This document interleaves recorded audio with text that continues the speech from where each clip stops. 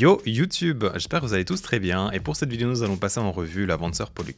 C'est une souris de style ergonomique qui a une forme très originale, qui n'est pas trouvable ailleurs, ce qui en fait donc une review assez intéressante. Ça fait quand même maintenant bien longtemps que j'ai fini mes tests à son propos, mais étant donné qu'elle n'est en fait pas en stock en Europe, je ne voulais pas en fait vous parler d'un produit que vous ne pouvez pas acheter si cela vous intéresse. Cette Pollux est donc la deuxième souris de la line-up Gemini, la première étant la symétrique nommée Castor. Souris que j'ai déjà review sur ma chaîne il y a un petit moment. Je remercie d'ailleurs Vancer pour m'avoir envoyé ces deux souris, et je vous rappelle que c'est un exemplaire de test donc il peut avoir des améliorations pour celles destinées à la vente. Et bien sûr, ces envois n'impactent pas mon avis à leur propos évidemment. Avant d'aller plus loin, je t'invite à t'abonner à ma chaîne pour suivre tout mon contenu, que ce soit sur les souris ou tapis, accès FPS. Et bien sûr, tu peux aussi activer la cloche de notification pour être averti de quand je sors du nouveau contenu. N'oublie pas aussi de me suivre sur Twitter également, et vous êtes pas mal à avoir rejoint récemment, ça fait donc super plaisir. Bien, malgré que cette Pollux partage pas mal de choses similaires comparées à la Castor, je voulais quand même en faire des reviews séparées car la version pro de ces deux souris ne devrait pas en fait tarder à sortir. Et on parlera des particularités de ces modèles plus tard dans la vidéo. De manière générale, je dirais quand même que cette Pollux m'a fait une moins bonne impression que ma Castor, et je dirais en fait que la qualité de ma copie est donc globalement moins bonne. On va commencer par parler tout d'abord de sa forme, car elle se démarque surtout des autres souris grâce à cela. Et comme vous le savez peut-être, je suis pas un grand fan des souris ergonomiques, c'est juste en fait un style de souris qui marche moins bien avec les différents grips que j'apprécie. La Vancer Pollux est donc une souris asymétrique de style ergonomique, c'est-à-dire en fait que le côté gauche est surélevé, et nous avons le droit qui se dégrade donc naturellement. Au niveau du gabarit, la Pollux est donc vraiment une petite souris qui peut se rapprocher de ma Skull Mini ou de ma SteelSeries Prime Mini comme vous pouvez le voir.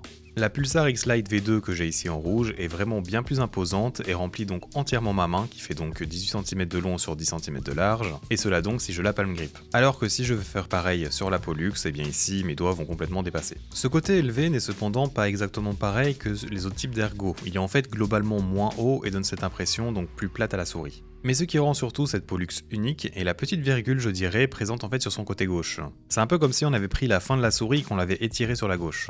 Cette particularité personnellement est je trouve assez bonne car elle me permet en fait d'avoir un soutien supplémentaire sur le bas de mon pouce lorsque je bloque la souris durant mon tracking. De plus, au vu de son gabarit, je peux quand même en fait continuer à manœuvrer un peu comme si c'était devenu en fait mon point d'appui.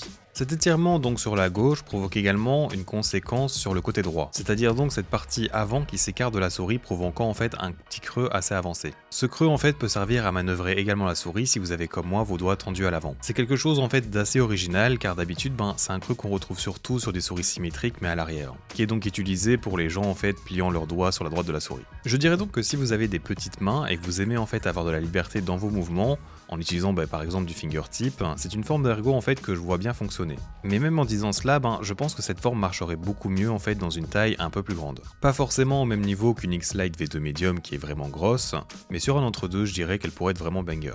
Car comme je disais, pour une ergo elle est assez petite mais également plate, et niveau préférence, je pense qu'elle sera éliminée de toute façon par une énorme majorité de taille de main qui pourront en fait pas vraiment exploiter les particularités et les avantages de sa forme. Bien, avec cela dit, passons en revue quelques éléments avant de parcourir ces différentes features. Elle possède donc bien sûr les mêmes composants que la Castor et l'unboxing avec les éléments présents dans la boîte sont similaires. C'est-à-dire donc avec aussi la très bonne manchette fournie avec. Ce qui peut différer cependant, c'est que j'ai ici en fait la couleur noire sur la Pollux, qui a donc en fait un revêtement différent comparé à ma Castor blanche. Le blanc est un style assez perlé on va dire qui agrippe initialement mais perd de son efficacité avec un peu de transpiration. Ici, le revêtement de la Pollux noire est plus proche des plastiques lisses classiques. Il est donc quand même en soi meilleur niveau adhérence je dirais, mais il garde en fait les traces de doigts visibles et amasse la saleté assez facilement. Mais comme pour la Castor, vous avez cependant des bandes agrippantes fournies avec la souris si besoin. Niveau qualité de construction, je n'ai eu aucun problème avec, elle peut quand même émettre quelques craquements quand je fais mes tests de pression, mais en fait c'est très minimal et le plastique semble tout à fait robuste et en aucun cas j'ai l'impression que je pourrais la casser comme cela. J'ai cependant quand même un petit bruit interne lorsque je la secoue, ce qui est pas vraiment génial. En termes de ressenti global dans la main, elle semble moins quali que la Castor et je pense que cela est impacté notamment par le fait qu'elle n'ait pas ce revêtement plus épais sur sa coque. Cette souris pèse donc 57 grammes et elle semble en fait bien équilibrée si on prend en considération sa taille, ce qui donne donc une bonne impression de légèreté et un bon maniement de celle-ci. Mais peut-être que cela joue aussi dans ce ressenti un peu plus cheap de la souris je dirais. Parlons maintenant vite fait de ses features, qui sont communs donc à la Castor et dont je vous invite à aller voir sa review pour des informations plus détaillées. Pour les clics principaux qui sont donc des TTC Gold, en fait je le trouve un peu moins agréable comparé à l'attention de ceux dans la Castor. Ils sont en fait ici un peu plus tactiles et avec un ressenti donc un peu moins bien. C'est certainement par contre ici plus de la préférence, et j'imagine que le design de la souris provoque cette différence entre les deux souris. Au niveau des boutons latéraux, je les trouve aussi moins bien implémentés que la Castor. En effet, on se rend compte que la petite virgule, comme je l'ai appelée, provoque en fait un avancement des boutons latéraux pour ne pas être pris en fait dans la courbe de la coque. Et ils sont donc aussi un peu plus petits pour éviter cela. Cela ne les rend pas inutilisables du tout, juste en fait pas placés de manière optimale de mon point de vue. Par contre, comme je l'avais dit pour la Castor, ces boutons latéraux ne sont pas non plus des meilleurs en termes de ressenti. Ils ont en fait pas mal de trajets, que ce soit avant ou après leur activation, ce qui provoque donc un ressenti de rebondi pas terrible. Mais il reste quand même un peu meilleur que par exemple ceux de la G Pro Superlight. Pour la molette, je la trouve agréable à utiliser, elle est vraiment en fait bien crantée. Peut-être un peu trop pour certaines personnes d'ailleurs, mais sans être trop dur en fait quand même à faire défiler. Le clic molette est également vraiment très bon. Et je vais vous mettre d'ailleurs un rapide sound test.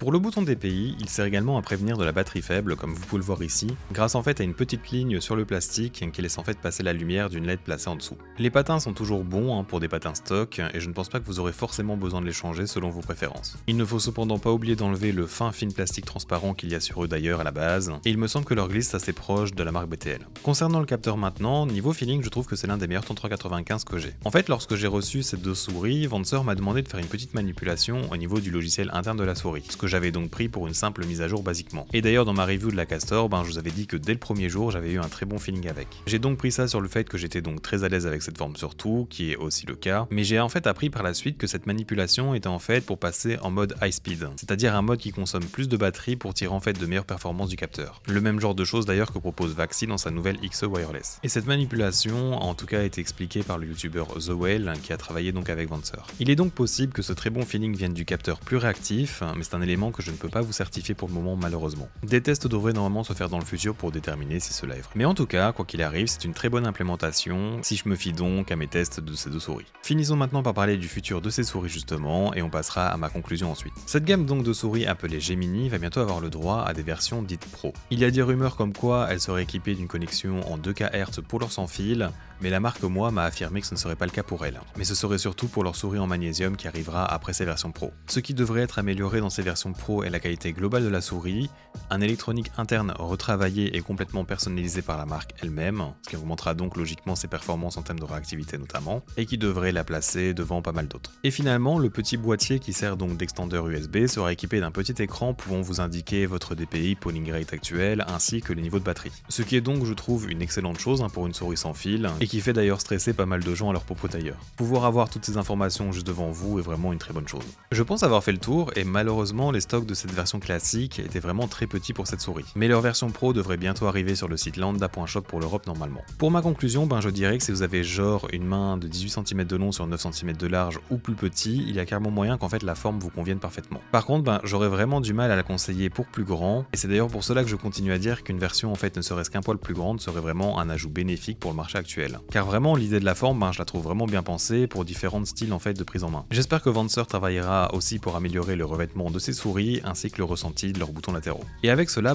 au vu de leur prix, des accessoires fournis et leur performance, elles auraient en fait tout pour être un très bon choix et une très bonne recommandation. J'espère que cette vidéo t'a plu et je te remercie de l'avoir regardé jusqu'au bout. Si c'est le cas, n'hésite pas à t'abonner à ma chaîne pour continuer à suivre mon contenu ainsi que bien sûr activer la cloche de notification au passage pour être prévenu de ces vidéos. Si tu as la moindre question, n'hésite pas également à rejoindre mon Discord où une partie de la communauté est déjà présente. J'espère donc te revoir dans un futur proche et à bientôt.